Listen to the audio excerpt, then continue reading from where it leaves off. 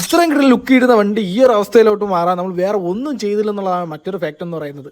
നമ്മൾ വൈകുന്നേരമാണ് ഈ ഒരു വണ്ടിയും കൊണ്ട് പോകുന്നത്. ഈ വണ്ടിയുടെ പ്രത്യേകത എന്ന് വെച്ചാൽ ഈ വണ്ടി 30-ന് മേലോട്ട് കയറില്ല. കാരണം 200 cc ഉള്ള വണ്ടി എങ്ങനെയൊക്കെ നോക്കിയിട്ട് 30 കിലോമീറ്റർ മേളിൽ സ്പീഡിൽ പോയില്ല. വണ്ടി എടുത്തുകൊണ്ട് നേരെ നമ്മുടെ കഴക്കൂട്ടുള്ള KTMന്റെ ഷോറൂമിലോട്ട് പോയി. അവിടെ പോയപ്പോൾ നമ്മുടെ വണ്ടി മാത്രമല്ല, ഇഷ്ടംപോലെ വണ്ടികളുണ്ട്. അതൊക്കെ കണ്ടപ്പോൾ ഒരു ആശ്വാസം. അങ്ങനെ ഞാൻ എൻ്റെ കസിനും കൂടെയാണ് പോയത്. അവൻ കയറി വണ്ടി എൻക്വയറിക്ക് കൊടുത്തു. ഒരു വ്ളോഗർ എന്നുള്ള ധൈര്യത്തിൽ ഞാൻ അവിടെ കയറിയപ്പോൾ തന്നെ ഒരു കൈ നീട്ടി സ്വീകരിച്ചു. എൻ്റെ അടുത്ത് ചോദിച്ചു വണ്ടി വല്ല എടുക്കണമെന്ന്.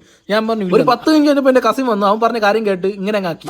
കാരണം എന്ന് വെച്ചാൽ വണ്ടിയുടെ എസ്റ്റിമേറ്റ് ഇട്ട തുകയാണ് ഞാൻ പറയുന്നത്. വണ്ടി കയറി കുഴപ്പമൊന്നുമില്ല, ഒരു 10-15 ഇല്ലാതെ വണ്ടി ആ ഷോറൂമിൽ നിന്ന് ഇറങ്ങില്ല. അങ്ങനത്തെ ഒരു അവസ്ഥയിലോട്ട് വണ്ടി മാറി. അവിടെ നിന്ന് നേരെ ടെക്നോ പാർക്ക്, അവിടെ നിന്ന് കഴക്കൂട്ട ഇൻഫോസിസ്, അവിടെ നിന്ന് ആക്കുളത്തുള്ള കുളവും കണ്ട് നേരെ പോകുന്ന നമ്മൾ ലുലുമാളിലോട്ടല്ല, നമുക്ക് നേരെ പോകേണ്ടത് സ്വരാജ് മോട്ടോഴ്സിലെത്താണ്. നമ്മൾ കിള്ളിപ്പാലത്തുള്ള അവിടെ നമുക്ക് വണ്ടിയുടെ ഒരു സ്പെയർ വാങ്ങാറുണ്ട്. കാരണം എന്ന് വെച്ചാൽ അവിടെ ഈ ഒരു അവസ്ഥ തന്നെയായിരുന്നു. നമ്മളൊരു ബ്രഹ്മാണ്ഡ വണ്ടി പണിയാൻ വേണ്ടിയിട്ടാണ് നടക്കുന്നത്. ആ ഒരു വണ്ടിയുടെ ബാക്കി അപ്ഡേറ്റ്സ് ഈ ഒരു വീഡിയോ ഞാൻ ഇനി പറയില്ല, കാരണം എല്ലാം ആയാലേ പറയാൻ പറ്റൂ. അവിടെ നിന്ന് ഒരു ബൂസ്റ്റ് വിളിക്കും കുടിച്ച് നമ്മൾ അവിടെ നിന്ന് ബൈ പറഞ്ഞ് ഇറങ്ങിയാണ്.